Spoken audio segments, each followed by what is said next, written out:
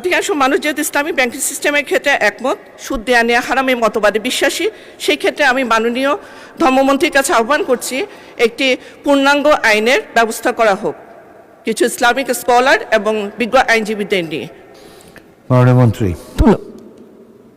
এটা তো আপনার মানে speaker, it is more related with the finance ministry. উনি জবাব দিলে এটা সঠিকভাবে দিতে পারতেন। তারপরেও যেহেতু ধর্ম মন্ত্রণালয়ের প্রশ্নের সম্পূরক প্রশ্ন হিসেবে করা হয়েছে, তো তিনি তার প্রশ্নের মধ্যেই সমাধানটা দিয়েছেন। বসুন্ধরা ডায়াপেন্ট এখন আরো উন্নত।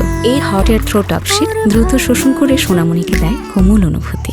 এই বিষয়ে ধর্মীয় স্কলারদের নিয়ে একটা